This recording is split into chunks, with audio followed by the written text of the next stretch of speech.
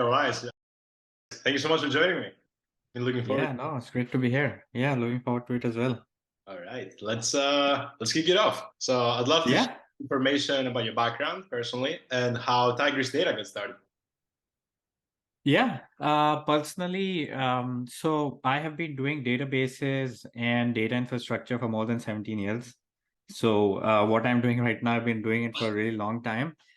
And I am still as much excited about doing it. So I haven't gotten bored. I mean, you would imagine that after so much time, one would get bored, but I haven't gotten bored because the work itself is so much challenging, and the pace with which the industry moves, there are always new challenges and new things to learn. And then most of the time I've been working with the open source community. I have worked at companies at various scale, small companies, startups, and large companies, and now doing my own startup. um, I spent almost 6 years at Uber, and I was head of storage infrastructure there. So saw one of the largest scale, web scale, which is what it's generally called. And I worked with the team that we had at Uber, very smart team, and we built some amazing products which handled Uber scale.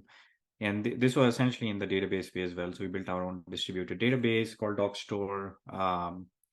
Uh, we had built our own global replication service to replicate the data globally, and then eventing framework.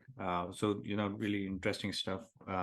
And of course, it also helped me learn quite a bit, because working at scale has its own challenges, and then running a platform with like critical database platform for a company like Uber uh, has its own unique challenges and learning opportunities. And those the time at Uber, I think, was one of the defining moments, I would say, of my career. And that also, the entrepreneurship, the uh, the drive to do something is, I think, is something that came out of my time at Uber. And yeah, left Uber in 2021, and with two of my colleagues from Uber, we started Tigris in December 2021. First of all, thank you for the background. That's amazing, and I understand where all the pain points, the experience came from, and you carry that entrepreneurial flame now at Tigris. So, what did very early on look like? You assembled the team, and then did you open source immediately? How was the early launching, getting contributors? How did that look like? Yes. So the last year and a half we spent building the product. Building a database is not an easy undertaking. And when you're building a database platform, you have to make sure that you get all the core features right, because whoever is your user is going to be dependent on you, is going to depend on you for a critical function, right? They're going to run their application on top of you. So there are some core characteristics of a database around, security, high availability, performance, scalability that have to be there. So we spent a year and a half, and I would say that that's a record time to build a database. It's, I mean, if I look at what the time that some of the other, companies took, it took like 4 to 5 years to have. So we needed really experienced people who have done this in the past. So team building, of course, was one of the major goals. And I'm grateful that I was able to assemble a team of really experienced folks. The first early folks came from Uber, and then over time, people from companies like Amazon, Dropbox, Bolt, Percona, IBM, they joined us, and so we have a stellar team. I'm really proud to work with the team that we have. And the team is so much execution focused, and getting, like I said, getting a platform, database platform ready in such a short period of time is it speaks to that. But yeah, going back to some of the other parts of your question that you're asking, um, regarding the open source question. So I personally am a believer of open source. I've been working with open source technologies, even at Uber when we were building systems, proprietary systems or systems in-house. Open source was always a foundation. So even when we built DocStore, which is Uber's mission critical distributed document database, it was built on top of MySQL. So MySQL is an open source technology. So um, Uber not only consumed open source, but Uber also gave back open source. And there are several, open source projects that came out of Uber. One that comes to mind that is in the storage space is M3, which is an observability platform. So open source has always been a part of my DNA, open source part of Uber's DNA as well. So when we were starting Tigris, of course, there was no other way to start it, but to start it off as an open source project, right? So the first commit we did was in the open source repository with an Apache 2 license. And that's how we have been working so far. Everything that we have done is in the opens. Everything that we have done is available free to use as open source. I love it. And my understanding is that as the foundation was set to make sure Tigris is very secure, available all the time, it scales, it performs. Now having reached this point and having a better version available, it's also now more of a time for new people to get involved and contribute. Yes, yeah. So one of the important reasons so there are several reasons why you would want to build a product like Tigris in the open as an open source. But one of the most crucial reasons is to have community help improve the product, right? How does that happen? That happens through contributions, that happens through testing, that happens through providing feedback. So the product has always been open in the sense that anyone can make contribution, and we did have other contributors as well. But yeah, majority of the development initially was driven by us, and now I feel like we are in a state where we are able to provide better support to open source contributors, and we have started to see those contributions come in over the last month or so since we did the launch. Awesome. And how is it, looking right now, getting all this feedback from the community in terms of your roadmap and the next milestone that is coming? What's on your plate? So we strive to be very community driven, user driven. So the features that we work on, they are very much driven through the needs of our users. So since we did our first launch in March, we'll soon have production usage. So we did have beta users and do have beta usage, but the biggest milestone is getting production usage. And this week we'll have production usage as well, the first production use case that will be onboarded. So our focus is a lot on making sure that all of the production applications that are onboarding are getting the right kind of experience. So right now the features that we have been focusing on are more in line with what the users of the platform are asking for. In terms of the roadmap, much of the roadmap is open, is available on GitHub. But if I were to talk about it at a high level, up until the release, the focus of the roadmap was to build a core platform.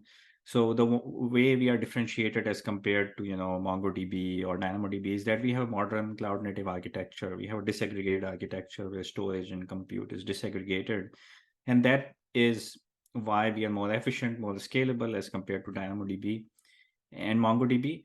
So as part of the initial core product release, that was the main thing to get done. That was completed. From a developer experience perspective, we really like we are a fan of MongoDB developer experience from API perspective. That is why also MongoDB got so much popular, even though it would lose data and would not provide durability, but because the developer experience was so great, that's why it got so popular. So our APIs are inspired by MongoDB, and actually our users tell us that it's 3 times faster to get started with Tigris as compared to MongoDB. And MongoDB already sets a high bar from getting started perspective. So it's great to see that. So not only do we have a platform that is great from a developer experience perspective and takes the learnings from MongoDB, but amazing from a scalability perspective. And I try to think of Tigris as a high-end document database, which provides the right kind of user experience as well as the scalability that modern applications expect. Yeah. So going back to the roadmap. So initially, it was part of getting all the core piece set up, this architecture in place, making sure the APIs are in place and are working well. And now, as we're working through the usage of the platform, the roadmap is generally driven through the feedback of the users. Some of the things that we're actively working on are more from a usage perspective. We didn't have support for Python, so we're actively working on adding Python support. We recently added support for storing and querying vectors. So we are working on, enhancing the support further. And we have also started working on a pure JavaScript client because, our users are asking for a pure JavaScript client to use the platform on the edge. So those are, I would say, some of the highlights of things that we are focusing on outside of, the day-to-day work of getting user feedback and improving the product based on their feedback.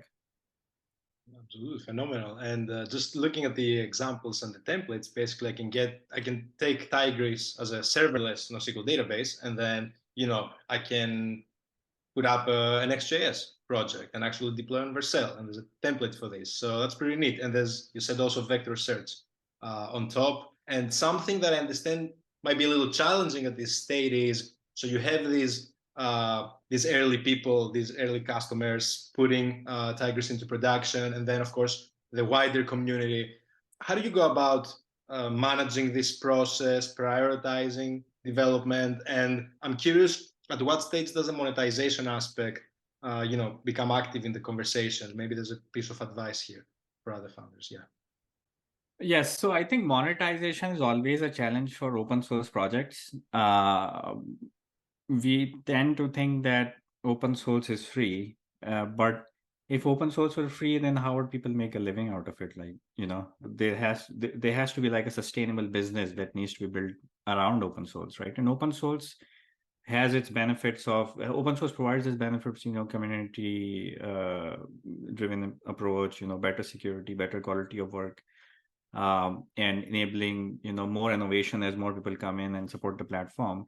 But there has to be a way to build business around it. So the way we are monetizing the product is by offering a hosted version of the product. So we have a hosted version of Tigris that's available in two flavors. In the first flavor, it's something that we host in our own VPC, and then the other flavor is where we host it in users account, users VPC, users premises, and that's how we monetize the platform. I think that one key thing that we have done differently here as compared to other open source projects is that if you look at majority of the open source projects, the hosted platform part comes on later. So it's like if you look at Kafka or Elasticsearch, or some of the other open source platforms, the hosted part came later. Initially, it was you have to download it, you have to deploy it, and I remember back in Uber days, running Kafka and how painful it is to run ourselves. So what we did differently was that not only are we building the core product in open, but we also worked on the orchestration platform layer simultaneously. And in this 1.5 year that I was mentioning, not only have we built the open source database itself, but we have built the orchestration layer as well, which is Kubernetes based, where the platform is available in a hosted form as well. That the decision to do that, was it so that today it makes it easier for bigger organizations to start experimenting with Tigris?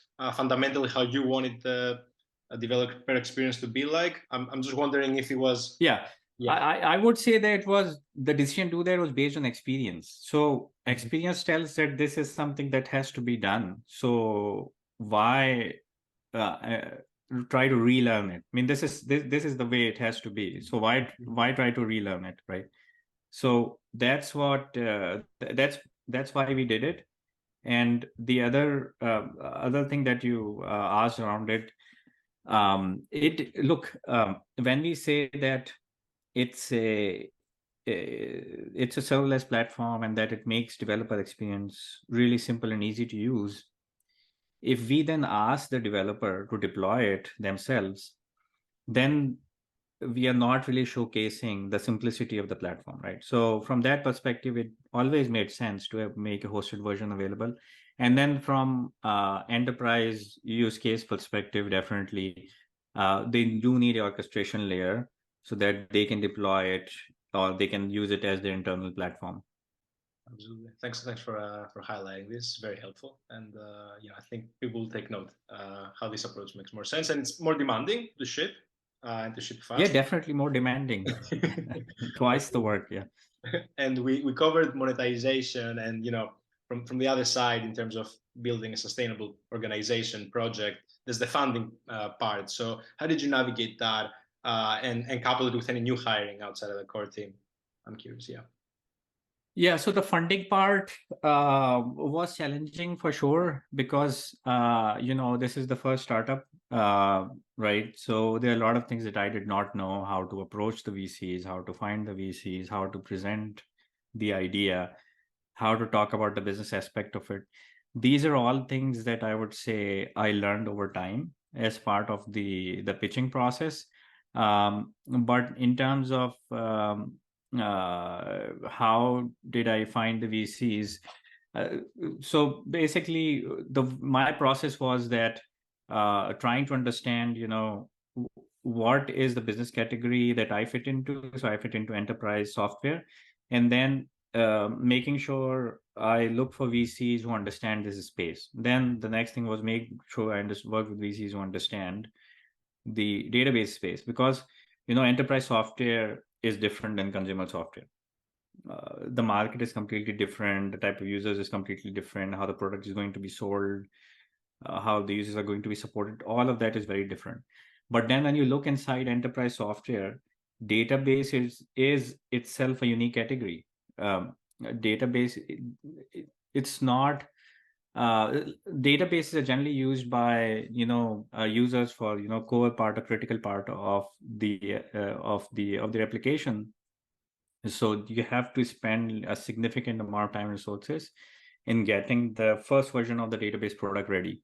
You cannot go out into the market with a product which cannot take care of the data properly, right? You have to get that part ready. So there needs to be patience on the building side to make sure you get the core part of the product ready.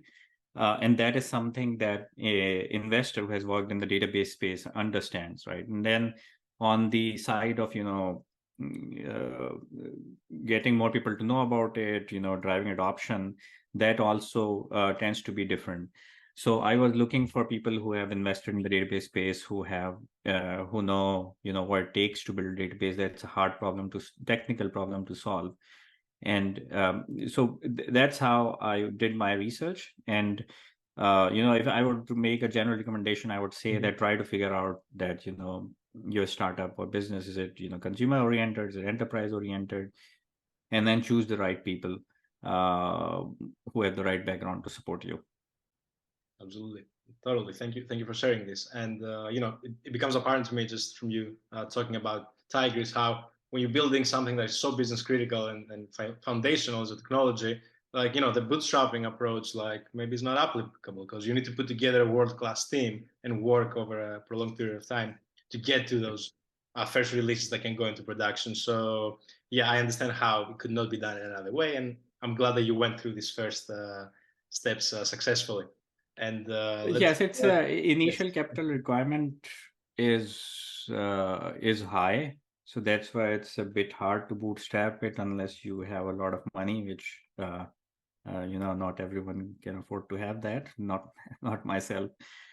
So yeah, so bootstrap would have been hard, but if you are able to afford doing a bootstrap, I mean, of course, bootstrap, get the product out in a bootstrap way, and then when you're looking to expand and grow, then look for outside investment.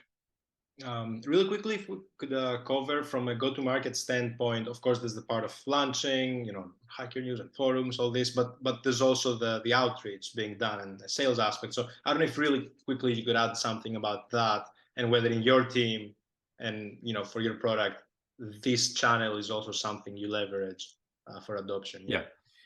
So we haven't leveraged outbound sales channel. We have focused mainly on building awareness because I believe for a developer tool product like a database product, the product needs to speak for itself. We need to bring people in to so that they're aware of the product, they know this product exists, but then the product's experience need to be something that makes them buy it. Uh, so we haven't spent time doing outbound sales. We don't do outbound sales. In terms of go to market, our strategy is mainly dependent on building awareness, and that's done through marketing.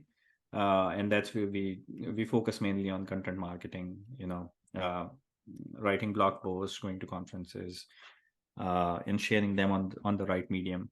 But yeah, I am a firm believer of uh, uh, building the product so that it sells itself. Yes, you need to put it in front of the user, and that's what marketing is essentially. But then when you put in front of the user, it's solving a problem for the user, the product needs to show that it's solving your problem, it has the right experience that you expect out of it. Absolutely, and for a developer tool, an infrastructure specifically, that's just the only way that makes sense, I think. And so from the flip side, not doing outbound, but doing inbound and doing marketing. Of course, it helps to see other people around you experimenting with the technology, using it to drive awareness. And I actually saw on your Twitter earlier today how this developer with a big following who does content teased that he will be using Tigris in a future video. So I was actually curious to ask you, like, how did this come about? Did you reach out? Did he reach out? How did this come about? Yeah. Yes, I reached out because we have to build awareness, and there are some amazing people like Jason who are helping the community, teaching them about either becoming better software engineers, application developers, or getting into software engineering application development profession, right? And we got in touch with Jason, and we showed him the product, and how cool the technology is, the problem it's solving, how it's making it, how it is making database access, usage, and storage simple and easy for developers. So that's how the conversation started, and I'm really looking forward to what Jason has built. And when he publishes the video, I'm looking forward to it as well. That's awesome. Yeah, I'm looking forward to seeing that, and I think that is something that I feel like there could be just a little more extra structure in these relationships happening and the workflow in between. So, I mean, as far as making an open call for something like that, just curious to get some extra thoughts here. There might be an opportunity to you know to even build an experience for this because it makes sense, right? And especially for open source, where people can just use it and show it in the open. Yeah. Yes, yeah. For open source products, it makes total sense because it's so easy to get started with the open source product and just to use it and experience it yourself. So we have been using the Bounty program Sure. Thank to you very get much. contributions Really appreciate it. contributions from the community, and that was actually a very unique approach, and uh, that's not something that I personally had thought of. So, I think it's a great idea, both from a contributor perspective, open source contributions and making sure they're paid so that what you're doing, you're actually, getting paid for it. And that's the way to make open source sustainable, to not expect people to do things for free, right? And but so that's the contributor side, but from our side it helps us to improve the product, helps us to get more people in to contribute to it in ways or areas that we are not able to, right, and get a different perspective. So it has been great for us, and I wish the same can be done about the content as well. Why not get the community involved? And the community, it's an amazing community, people with so many different ideas and so many problems to solve. So why not give them a tool? Why not give them a tool that provides a more structured approach to building out content and showcasing how a certain technology can be used? Absolutely. Well, thanks for sort of like giving a green light here to, follow up on this and maybe maybe build an experience and try it out together. And I mean, Yeah, I would love to try it out for sure. I love for sure. supporting open source businesses and startups in general, and wherever I can help I help. We use a lot of startup tools as well. We like to support the startup ecosystem. And I'd love to help here as well.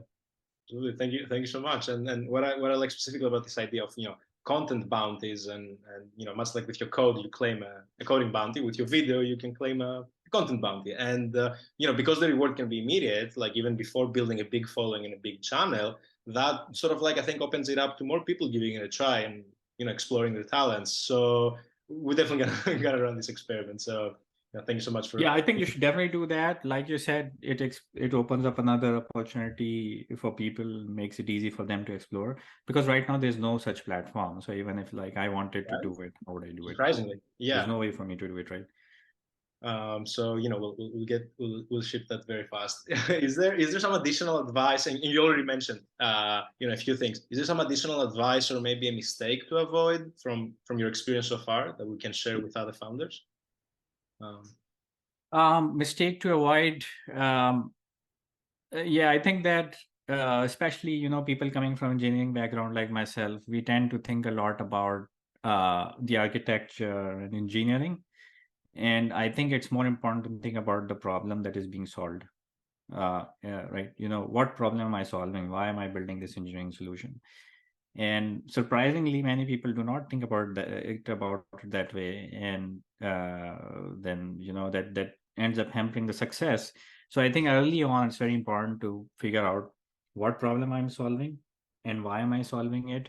Who is my user going to be? Those are really important questions to ask, and not purely be feature driven, be value driven. What value am I bringing? And if I'm not able to answer a question about what value I'm bringing, then I should not be focusing on the feature. So that's that's a matter of priority, but I think that this is something critical that needs to be thought upfront, as someone else is starting up a business in the same space as we are.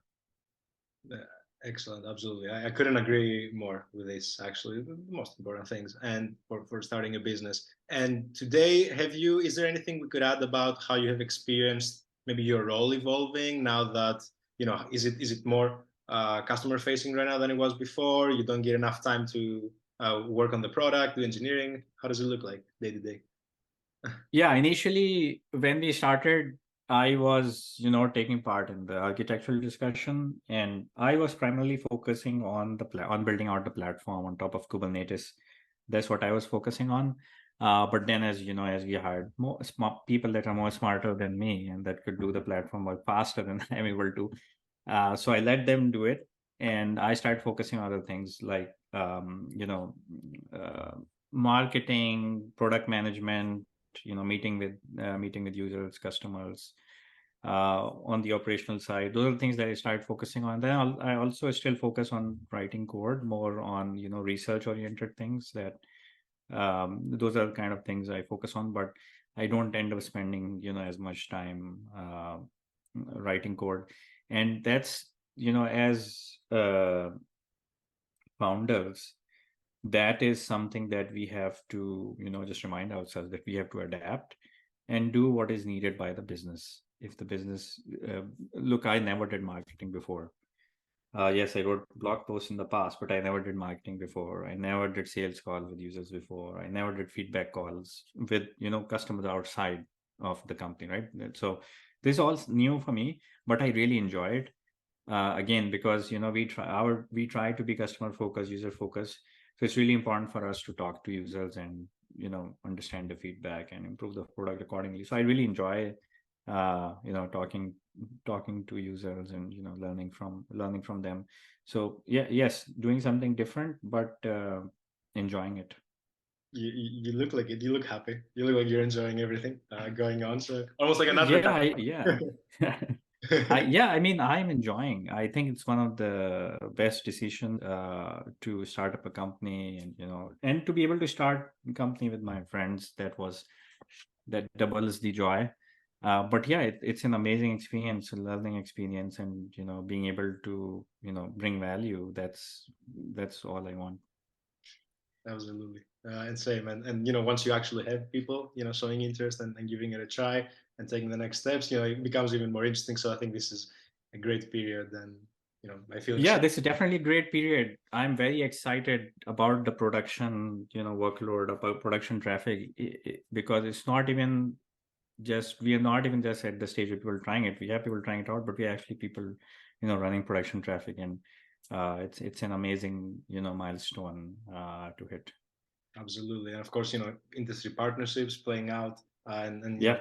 more will come. So this is an exciting time. Yeah, and excited to partner with you as well and help you and support you, because ultimately that would be supporting the community, open source community.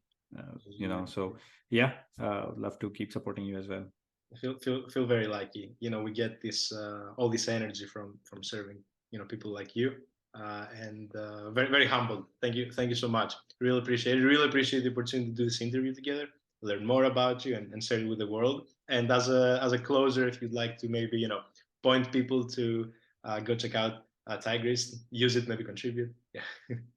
Yeah, check it out. Go check it out. tigrisdata.com, TIGRIS data.com. It's free to use. Get started with it. Provide us with feedback and contribute as well. We're always looking for open source contributions. We are a big believer in open source, and we know for sure, we have seen it ourselves, that open source contributions will help improve the product immensely.